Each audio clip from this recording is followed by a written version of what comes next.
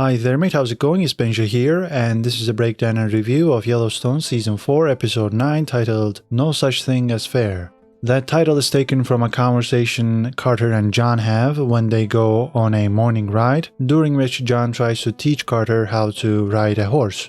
Their chemistry is impeccable, and there are quite a few funny lines in there, like when Carter complains about his groin hurting on the saddle and John says, "That's life, Carter. Something is always getting beat, no matter what." When they take a break to admire the view, John explains why this area is known as the Buffalo Valley and how his great-grandfather James Dunn lied to the army about the location of the buffalo. The army wanted to kill the buffalo to hurt the Indians because the Indians depended on the buffalo, and I think this is a real thing because I remember reading about it. John explains how James Dunn saved the buffalo in this area, but that hasn't really helped the Indians. The buffalo now reside in ranches and preserves, and Carter talks about how all of this is not fair. And John goes, "Let me tell you what fair means. Fair means one side got exactly what they wanted in a way that the other side can't complain about. There is no such thing as fair."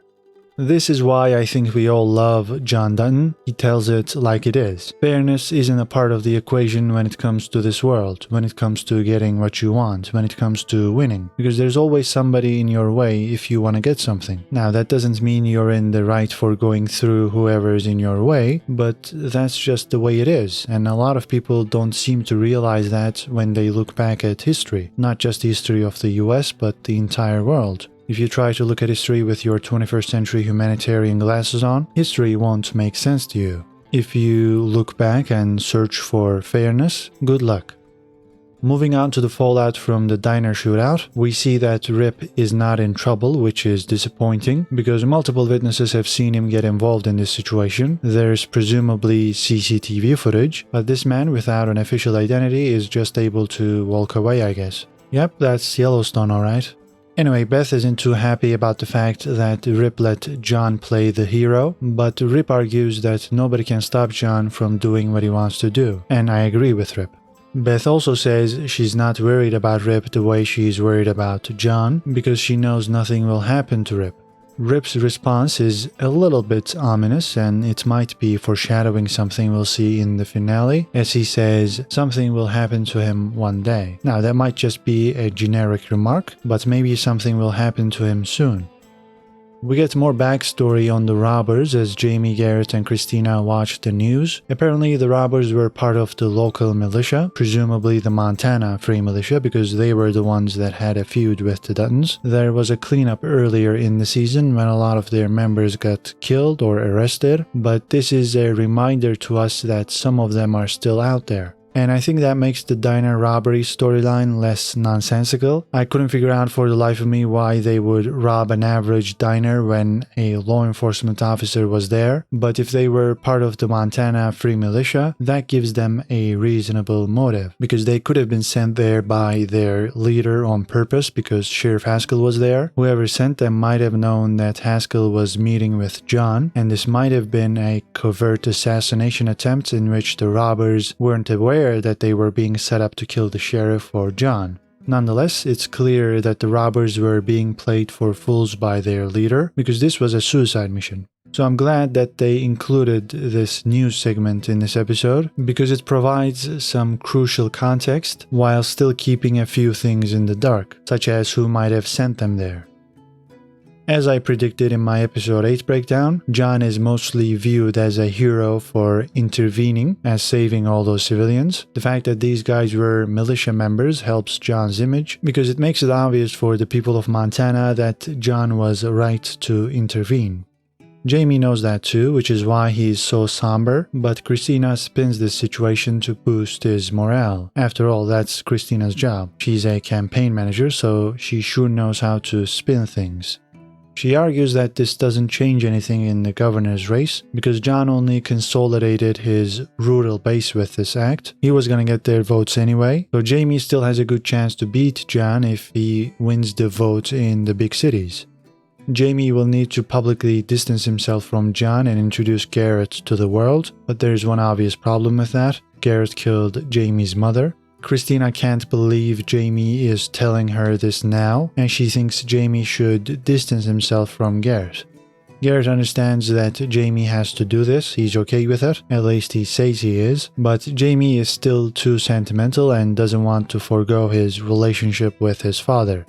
I believe Garrett has Jamie right where he wants him. Garrett might have been applying reverse psychology when he offered to step away from Jamie's life, and Jamie took the bait. This is also a good time to mention how disappointed I am by how little screen time Jamie has got in this episode and throughout the season. I just can't believe it. I thought Jamie versus John was going to be the whole point of the season, but Jamie has been sidelined for Jimmy, I guess, because Jimmy has got more screen time this season than Jamie. Jamie is easily the most complicated character on the show. It's hard to figure him out. I like the actor a lot. The character's backstory is exquisite, and yet he's getting less screen time than friggin' Jimmy. Okay then. Carrying on with the diner storyline, Beth loses it when she sees her father. She throws a cup at him and urges him to sort himself out because she can't relive what she went through when John was in a coma for 60 days. John says he can't help himself. This is the way he is. He has to do what he feels like is right in his heart and soul. Beth changes the subject to the assassination attempt. She shows her father her scars and asks him what he's doing about it. I felt like Beth was the mouthpiece for the audience here because that is exactly what we've been saying. Why has it taken so long to advance this storyline? And John wasn't buying Riggins as the mastermind at first. That's why he sent Kayce to Jamie to ask him to interview Riggins. But now John implies that he believes that Riggins was sending a message to other gang members about how strong he was by killing the Duns. I mean, what? How does John, the guy who seeks to uncover everyone's ulterior motive, buy into that story? And who told him that story? Was it Sheriff Haskell? Was it Jamie? We don't know. What I know is that if this was a well-written scenario, John would never believe that story for an infinitesimal moment. No way.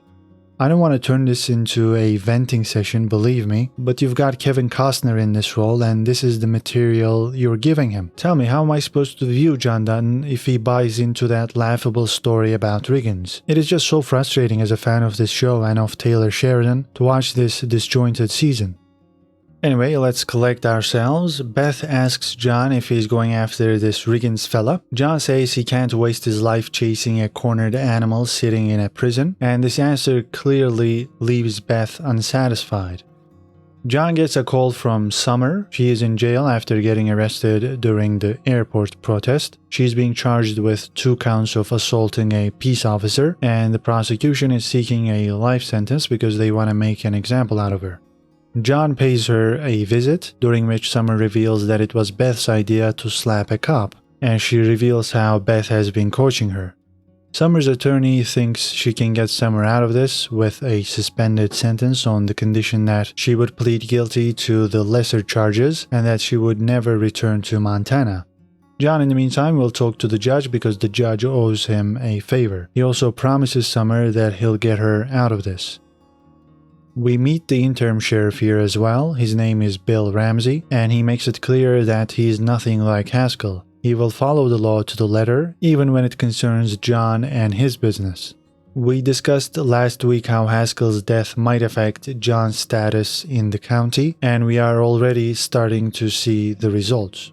Then we have the long-awaited Garrett versus John scene. Garrett blames John for his life in prison sentence because John didn't mention the fact that Jamie was sucking on a drug pipe while Jamie's mother was selling her body for drugs, and that's when Garrett killed her. But John believes Garrett was the one who turned Jamie's mother into what she became, suggesting that Garrett either pimped her out or they did drugs together.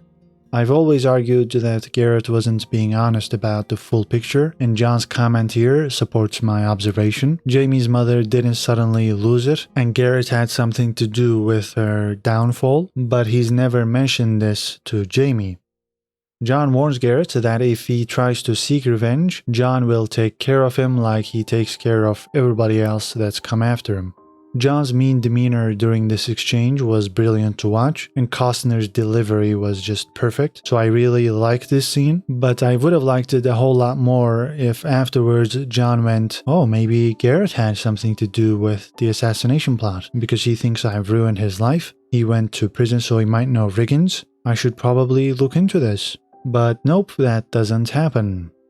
Toward the end of the episode, John finally treats Beth like an adult rather than his little princess. He thinks she's gone too far by using Summer like a piece on the chessboard because he classifies Summer as sheep, and that's not what the Dutton family fights. They fight wolves. John doesn't want any collateral damage, and he wants to fight with dignity. Beth, I think, rightly argues that in this kingdom, the kingdom of Yellowstone, there is no morality. You either keep the kingdom or you lose it.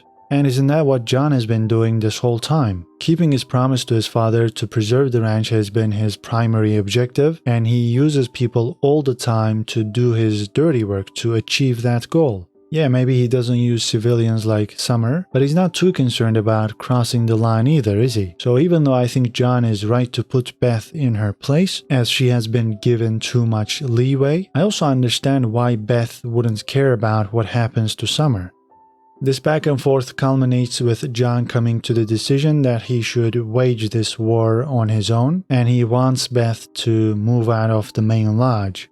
Beth is shell-shocked because she has always been treated differently than her brothers. We've seen all the fights Jamie has had with John, and Kayce was estranged from the family when Monica got pregnant and John told them to get an abortion and they refused. So this is the way John has been with Kayce and Jamie, but never with Beth. John is not really a great father who reacts maturely when his children disappoint him, or when they do something he doesn't approve of. As Beth says, he's the king of the Yellowstone kingdom, and he acts more like a king to his children rather than a father. This doesn't mean he should be fine with everything his children do, but it is scary how quickly he pushes them away. He complains about solitude, but then he dissociates from his family members at the first sign of trouble. It's his way or the highway. That's why the Dunn kids are the way they are. Their goal in life is to keep the kingdom they will inherit intact. And we all know how the children of royal families turn out, don't we? Perfectly normal. Carter and Rip are at the bunkhouse during this exchange. They're having fun because Carter turns out to be a poker master. Beth shows up and asks Walker to sing her a sad song. Walker obliges and Rip sees them, but he doesn't go near them. I don't know if this was because he was angry at Beth for hanging out with Walker or because he wanted to give Beth some space, but I hope it's the latter. Kayce has been seeing a particular wolf over the course of the show's history. I remember the sighting in season 3 at the summer camp, and there was another one last week just before Monica told Kayce she was pregnant. This has been a puzzling experience for Kayce, so he's been chatting with Mo and Rainwater about it, who tell him that he must go on a vision quest to find out why this wolf has been protecting and watching over him. He'll go without food or water for 4 days and 4 nights. As Mo says, he must stand on the cliff of death to understand his purpose in life. Kayce doesn't appear too enthusiastic about all of this, but he is willing to try it out. I think this was one of the more interesting parts of the episode, and Mo was great as he always is, so I enjoyed this sequence. Checking in on Jimmy, he's become a decent cowboy now, so I guess a lot of time must have passed. The people over at the 4-6's ranch trust him to haul horses to horse shows, and Travis thinks if that's the case, Jimmy's introductory education is complete and he can head back to the Yellowstone ranch. Jimmy and Emily's relationship is in danger because of this, but Jimmy asks her to wait and she accepts. We also learn that the Yellowstone Ranch now partly owns Metallic Cat, a horse that's won more than $30 million in prize money. So this horse business John got into at the start of the season is going really well. Metallic Cat, by the way, is a real horse, so this is not a fictional horse. All in all, this was one of the better episodes of Season 4 so far. I enjoyed it, but it definitely should have been something like Episode 5, not the penultimate episode of the season. Let me explain. Give us the John-Garrett confrontation in the middle of the season and John could have realized Garrett was behind the attacks, and that way he could spend the other half of the season chasing him, which would have made this season a lot better. The result of Kayce's vision quest could have determined his story for the rest of the season as well. That would have been interesting. John's falling out with Beth could have shaken up the market equity storyline. Maybe Jimmy could have come back earlier and we wouldn't have all those scenes in Texas. I can go on. If this was the midway point of the season, I would be pretty happy, but we've only got one episode left. Isn't that just unbelievable? I think it is unmanageable from a writing standpoint. The payoff we'll get in the finale will not be enough. I hope they learn their lesson from this season and give us a better season 5. But we'll talk more about this season after the finale. For now, tell me what you thought about the penultimate episode of season 4. Leave your comments down below, like this video if you enjoyed this breakdown, and subscribe for more movie reviews and TV show breakdowns. That's it for now, take care and see you in the next video.